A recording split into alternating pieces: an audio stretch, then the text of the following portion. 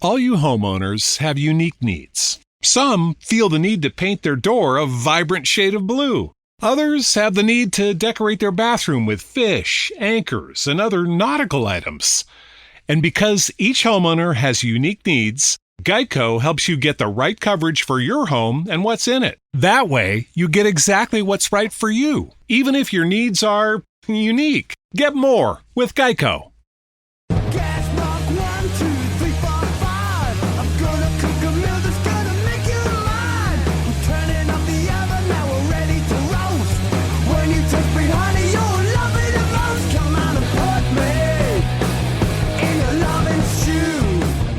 Welcome to another Britflix.com podcast. My name's Stuart Wright, and today's guest is Director of Programming at the Boston Underground Film Festival. Welcome to the show, Nicole McControversy. Hello. How the devil are you? Doing all right, thank you. Now, listeners, before we get into this, we're going to talk about the Boston Underground Film Festival, but also because Nicole is the Director of Programming, I wanted to pick her brains about the idea of programming a film festival and the kind of reasoning that goes into what I think too many filmmakers obsess about is being about a choice about good over bad, and then thinking if their film doesn't get chosen, somebody is saying their film isn't good, which is far from the truth. I mean, obviously there are abjectly bad things, but that's a whole different other thing if someone's deluded. But when we're talking about rational world, We'll get into some of the whys and wherefores when films get chosen and when films don't get chosen. And then we will talk about 3 films that have impacted everything in your adult life. Great. I'm loving it. And we will I mean, I should say for the audience that I've not said this for a while, actually. When I ask guests to come on and choose 3 films that have impacted everything in their adult life, I am not for 1 minute thinking that these are the only 3 films. I am also not thinking these should be the best films they've ever seen. It is about trying to link our personal biography to films, because we are people that like films and love films. So films must play a role somewhere down the line. And that can just be as simple as this film changed my outlook on the way I see the world. This film made me think that films can be something else, and so on and so forth. So yes, so that's what I'm asking. It sounds very grand. And it is grand. It's meant to grab the attention. So, without further ado, Nicole, let us first address your surname, which I saw in the email, and then I checked the website, and it was right. Yes, you are Nicole McControversy. So, is that who you are? Yes, it is who I am. And for the Americans, we'd say McControversy. Okay. Just potato kind of thing. No, please do. So that really comes from earlier on in my career when I was juggling a day job completely unrelated to film. It was actually, I was working in a church, believe it or not. Wowza. And then running an underground film festival by night. So I felt I had these 2 identities and I needed a slightly different surname to encapsulate the underground part. So McControversy is not too far off from my actual surname and my legal one. So it just really felt right when I had that moment of clarity. So, and I've just sort of stuck with it since. And that's the name that's on the website for Boston Underground Film Festival. Is. So that's the name I will assume you are known. So first off then, do you want to give people a brief overview as to what Boston Underground Film Festival is and what it's about? I mean, underground in itself is a loaded name when it's within a film festival's title. So tell us more.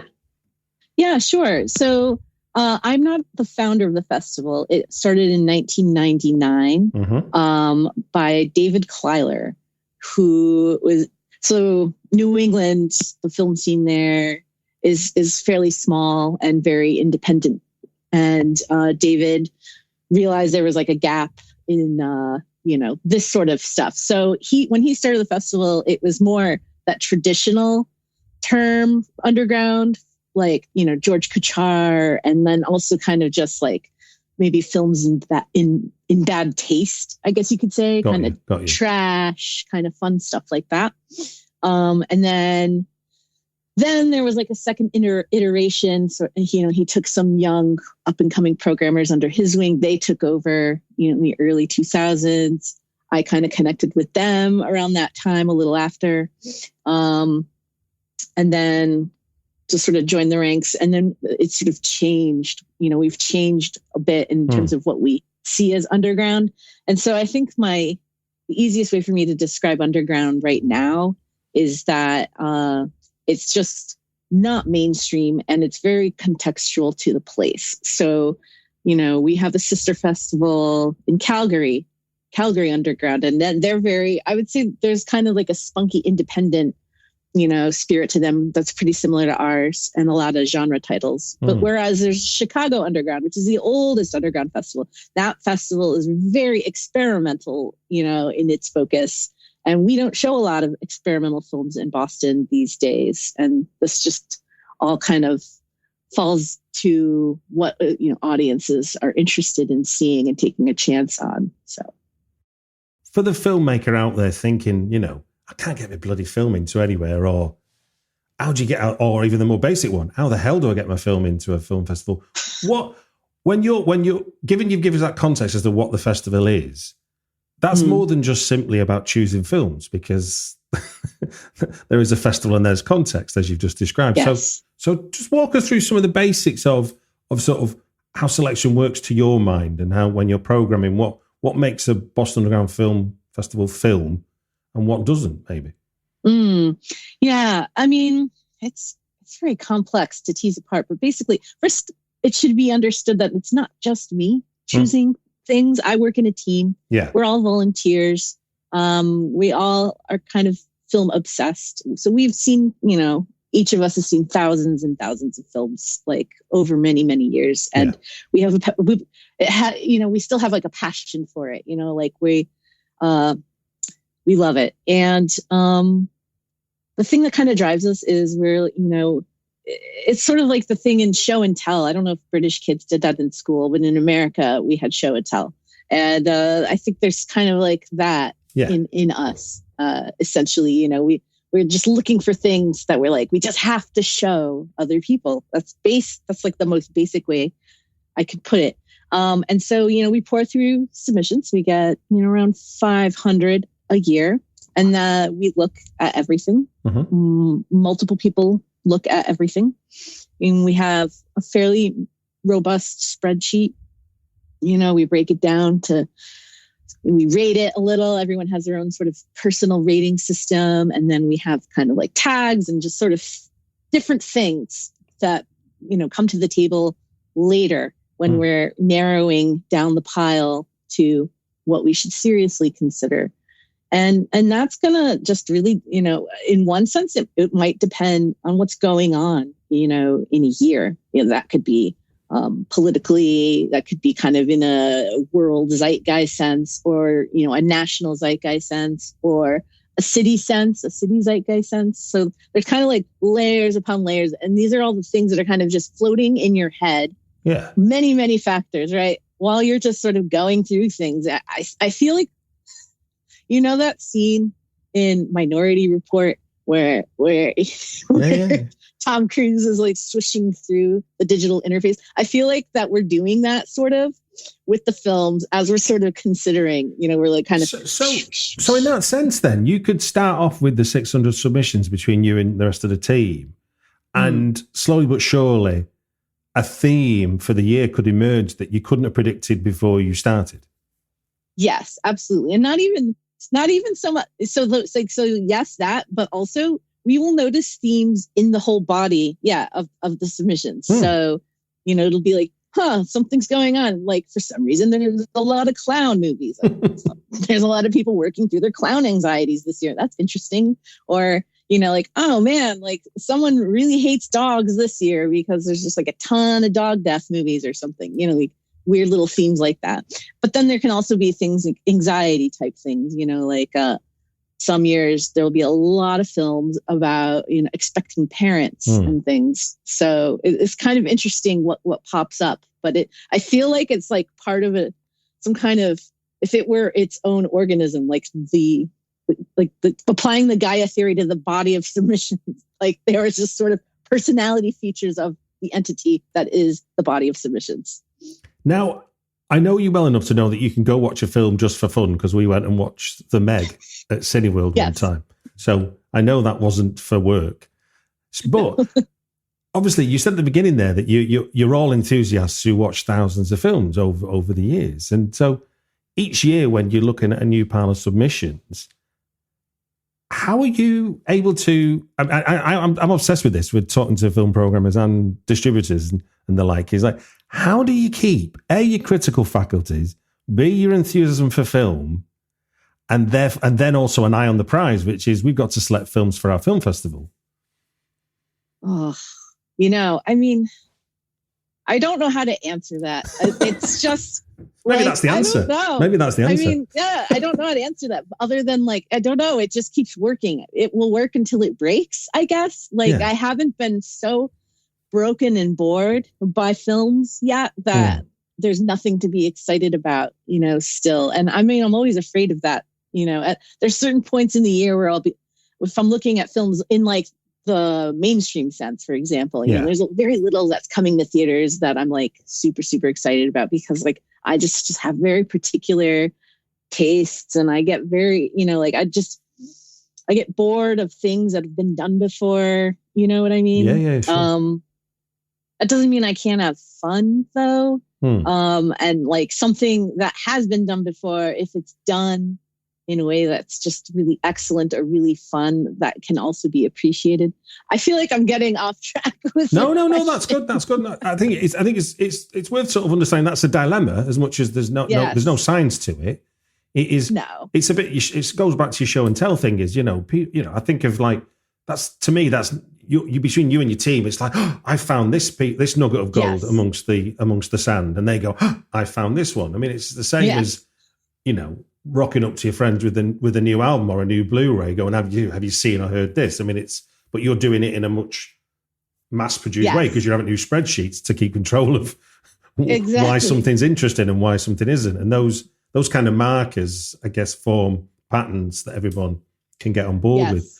Without, if it's not too difficult to single out, can you give a couple of examples of sort of films you've programmed that were real sort of when you got to watch it, you were your heart was singing, when this is a film for the festival, and then it went through the selection process with the rigors of the rest of the team, and it came out and it got selected. Do you remember a film that you were I want to fight for this film and show it? Yeah, absolutely. The first thing that comes to my mind is from 2018, a criminally underseen film called My Name is Maisha, which had premiered at Slamdance that year, and then we were the second screening.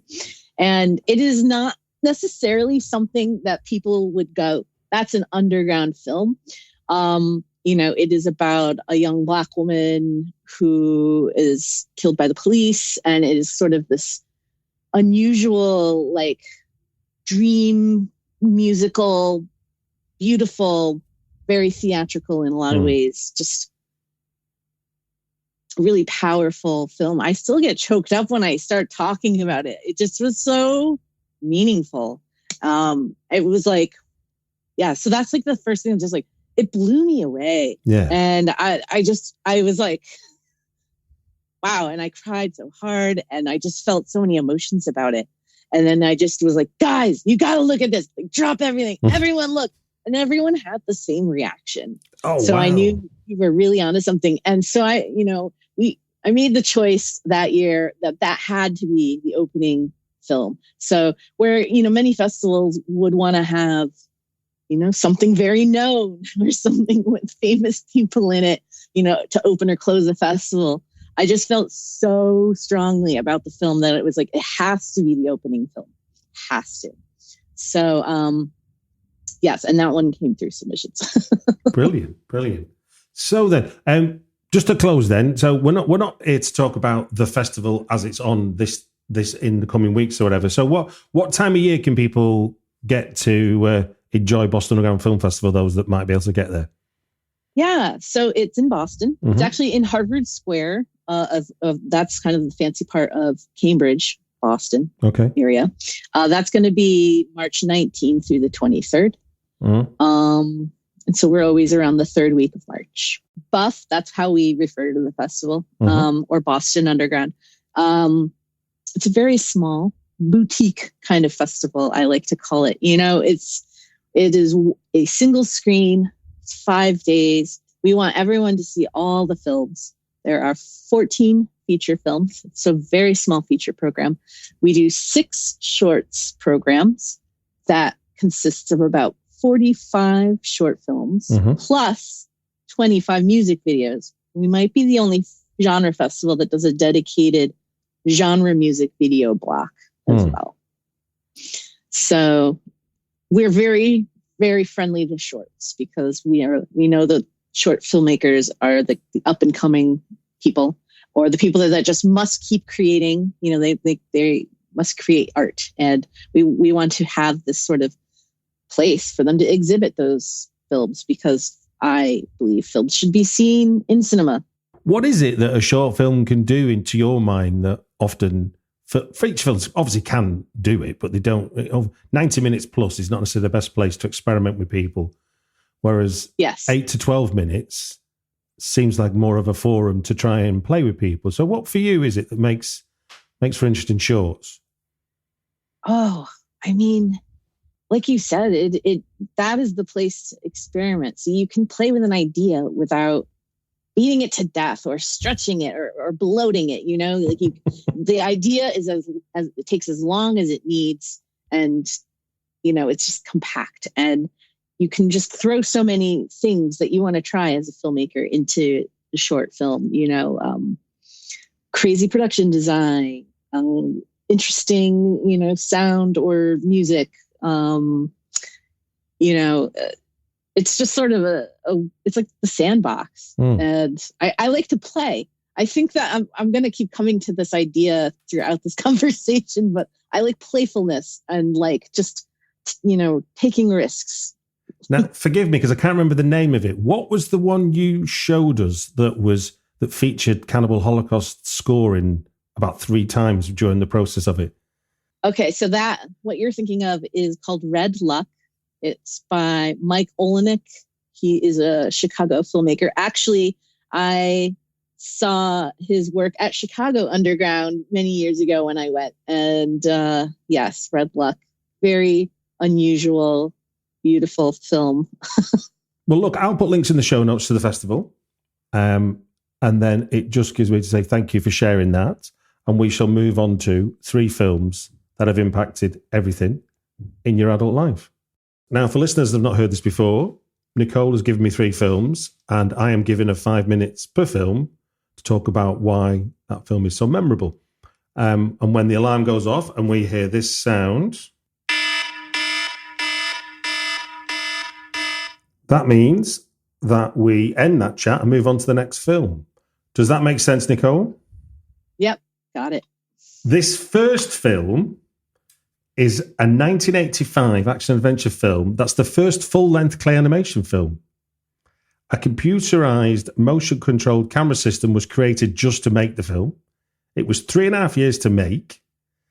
And even when it was finished in 1984, they held it back until 1986 to coincide with the passing of Halley's Comet, which I'm hoping you're going to tell me why that is, because I couldn't work out what that meant. And the director of the film, Will Vinton, voiced several. All you homeowners have unique needs. Some feel the need to paint their door a vibrant shade of blue. Others have the need to decorate their bathroom with fish, anchors, and other nautical items. And because each homeowner has unique needs, Geico helps you get the right coverage for your home and what's in it. That way, you get exactly what's right for you, even if your needs are unique. Get more with Geico. Several characters, but never got credited for one of them. I'm talking about 1985's The Adventures of Mark Twain. So tell me, Nicole, why is this film so memorable and had such lasting impact on you? Well, I took your instructions to be quite literal. So, and I gave you these selections in order of effect. And so this is one of the earliest, key core memories of my cinematic, journey as a cinephile. And that's one of the first films I saw in a movie theater. Oh, wow. So I must have been about 5 or 6. Do you know what movie theater? Do you know what movie theater you saw it in? I want to say it was in HAUSU, in upstate New York. Okay. I don't remember the full. It might have been the Mohawk Mall. It might have been a cinema there. Okay, go on. Sorry. And so this film, between I guess first I should say that Will Vinton's claymation is just so iconic for the 80s, and every kid that grew up at this time, it's inescapable in America. I don't know how prevalent it was in the UK, but you could not escape this guy's very singular style. It was in movies and commercials, especially. That's where they got us as kids, commercials, So, he did California Reasons. If I'm representative of the UK, then I don't know this guy. So tell us more. Just that you're a kid and it's in the 80s and marketing is just so heavily geared towards you and a bombardment. So, I'm sure I saw the style in California Reasons commercials. And then, of course, a little bit later, Domino's Pizza was using his artwork with this thing called the Pizzanoid. But specifically, this film, right? So, key memory of just watching it in a cinema, and there's a story, it's kind of an episodic thing that goes through the different stories that Mark Twain wrote, and there was one sequence in here very specifically. It's based on Mark Twain's story, The Mysterious Stranger. It is also often cited as just one of those am I allowed to swear? Yeah. Fucked up kids movies. This is one of the quintessential fucked up kids movies, and for good reason. So this sequence is about it's about Satan and this claymation clown face sort of Satan character, and the kids, Huck Finn and Becky and Tom Sawyer, they end up. Well, they're traveling through the mind of Mark Twain and learning about the stories, and they end up in the Mysterious Stranger place where they encounter Satan, and they basically learn some really dark lessons about humanity. And Mark Twain, when he wrote the story, was going through a really dark depression too. So it really comes out in the story, and it's just Satan is being he's got these little guys, and he's just making little people, and it's sort of fun and lighthearted, and then it just gets dark, and something about the vibe of this segment just sort of created my it was it's the hardware of how I see humanity. I think that this specifically put kind of a nihilistic streak in me. And so, the kind of the whole scene, winds up with this sort of idea that humanity is just sort of a waste, and whatever, I'll just make some more, humans. And dark stuff to lay on a 5-year-old. Yeah. It sounds. It's very different content-wise, but Watership Down was the film that brutalized many a UK child when it was repeatedly put on TV, and people just couldn't understand that children were expected to watch this. Oh, we are at the end of our first 5 minutes. Well done. Thank you for sharing that. Right then, moving swiftly along to your second choice. Now, the film title is part of our lexicon, I should tell the listener. I think it's safe to say, and requires little, if any, explanation if you put it in the right context. Director Harold Ramis originally wanted Tom Hanks for the lead role, but decided against it because he thought Hanks was too nice. And once shooting the movie, most of the time he would say to Bill Murray, the lead in this film, and Murray, he'd try and explain each scene to him, and Murray would just say, "Is this good film or bad film?" There are exactly 38 days depicted in this film. I'm talking about Groundhog Day from 1993. So tell us, Nicole, how is this film memorable, and what is its impact on you? So this was the film I was obsessed with in high school. I have probably seen this film more than any other film. I have seen every year on Groundhog Day in the U.S., in certain parts of the U.S., there's a network.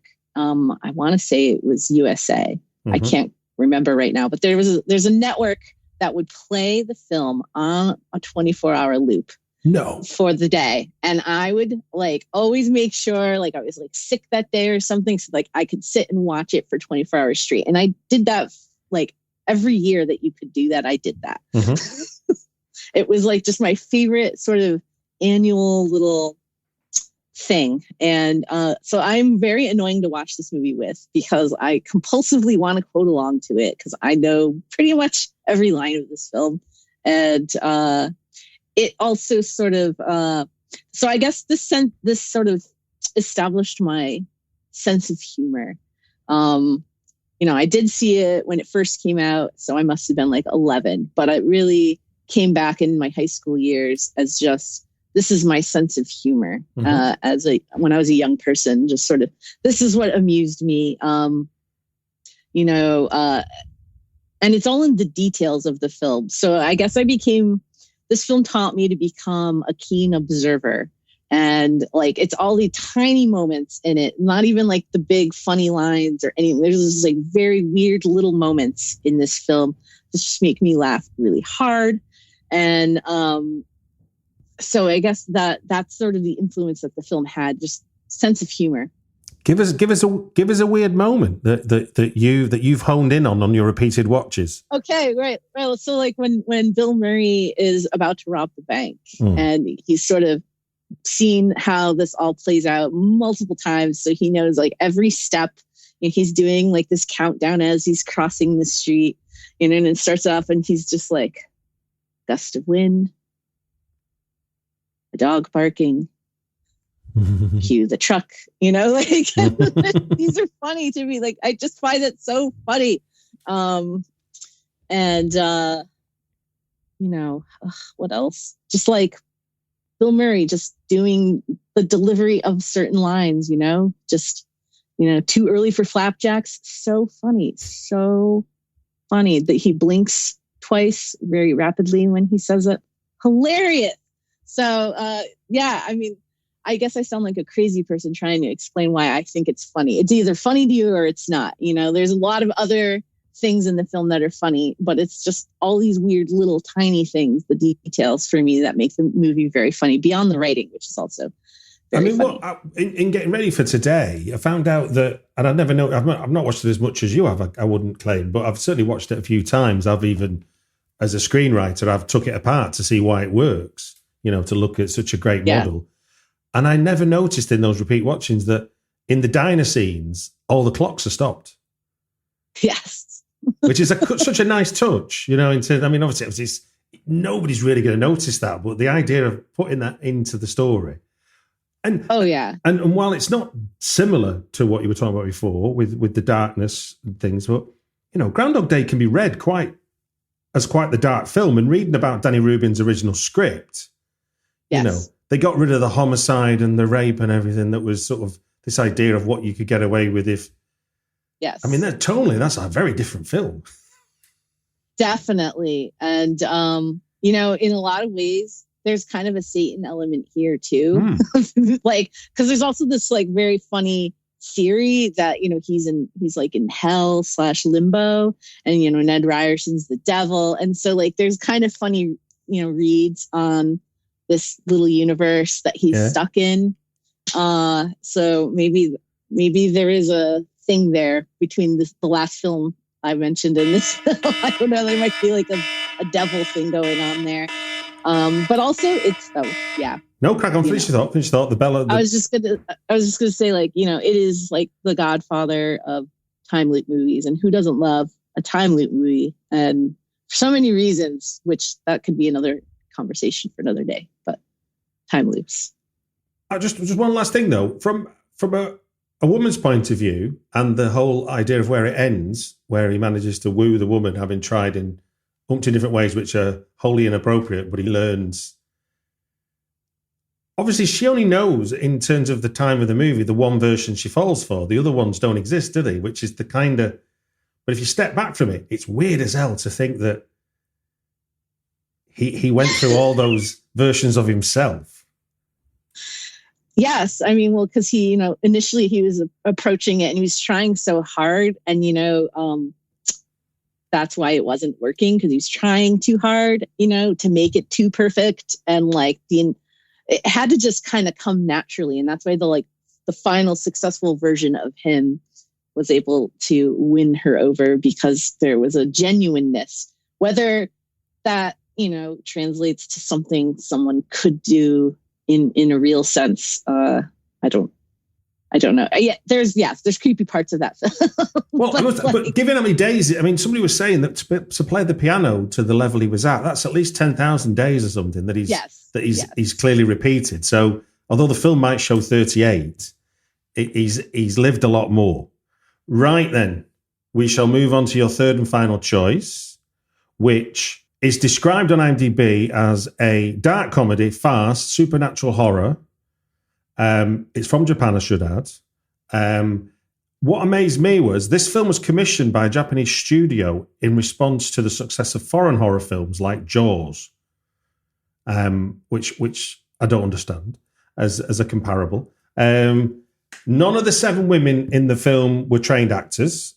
They were all models who'd worked with the director in commercials. I'm talking about 1977's House. Would you like to tell us where this film sits in your film watching biography and why it impacted on you? Sure. And so I joined Buff in 2008. Okay. I as a volunteer, just sort of new to the whole scene. Like, what is a film festival? I don't know. I'm figuring it out as I go along, learning from, my mentor. And I have a friend who basically, I like to have friends who have just better taste and more interesting taste than me. And I like to surround myself with people like that. Mm-hmm. Those are the people to learn from, right? So Indeed. I believe I first found out about this film on like Instagram or Facebook. Maybe it was Facebook. I don't think Instagram existed. An artist friend of mine named Lee Noble had posted a still of this on something. Yeah. And it caught my eye and I thought, what is that? I need to know what that is. And so I tracked it down. I tracked down a bootleg. I got a copy of the film and I just watched it because I thought that just looks really cool. And I was so like not prepared for what this film is and what it, does. I just never seen anything like it.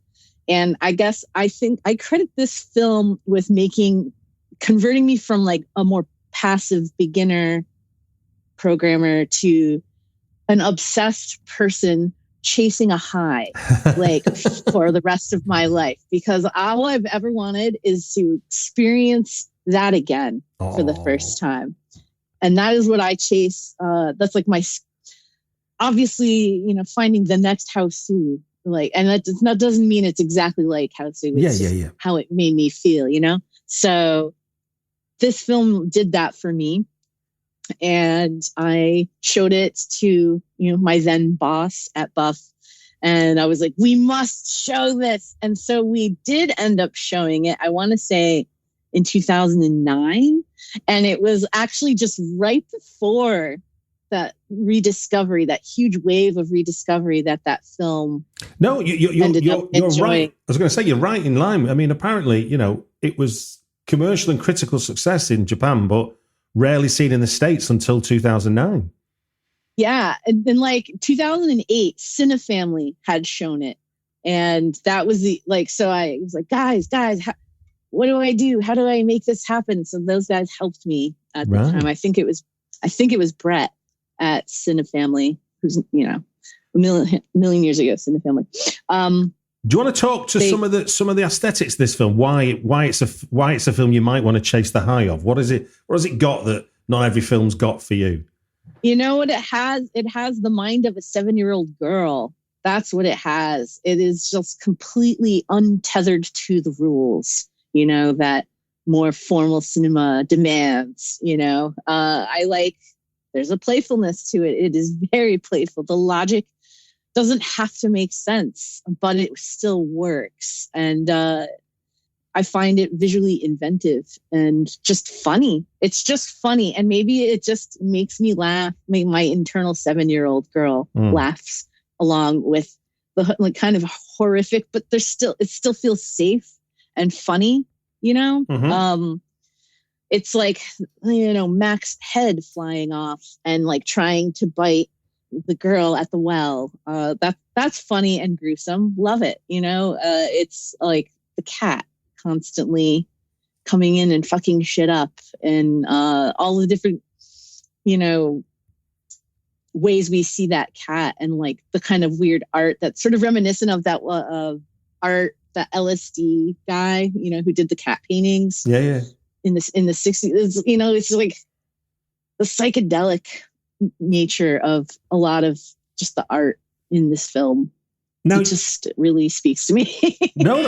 Oh, there goes our alarm. But just let me. It's fascinating that you said it. Sort of it feels like it comes from the mind of a 7-year-old. Did you know that it was inspired by a conversation with his 12-year-old daughter?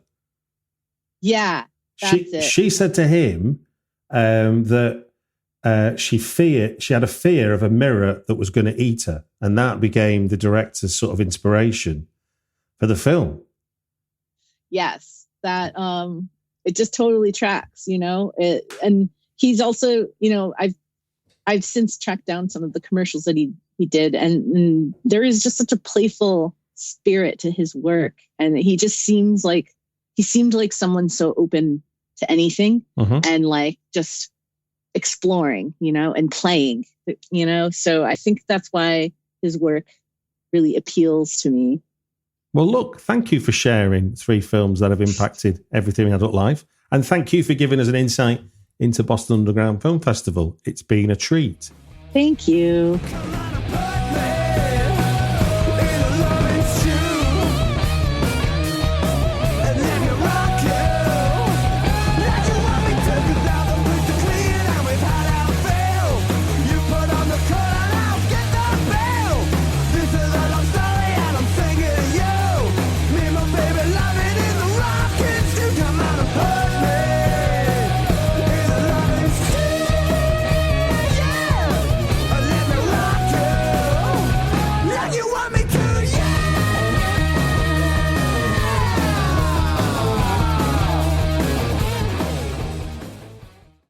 With so many options, why choose Arizona State University? For me, the only online option was ASU because of the quality. Their faculty was really involved with their students and care about your personal journey. The dedication to my personal development from my professors, that's been extremely valuable to me.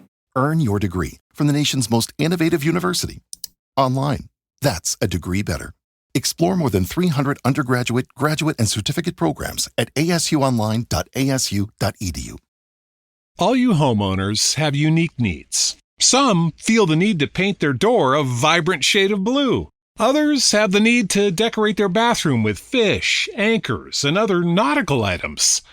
And because each homeowner has unique needs, Geico helps you get the right coverage for your home and what's in it. That way, you get exactly what's right for you, even if your needs are unique. Get more with Geico.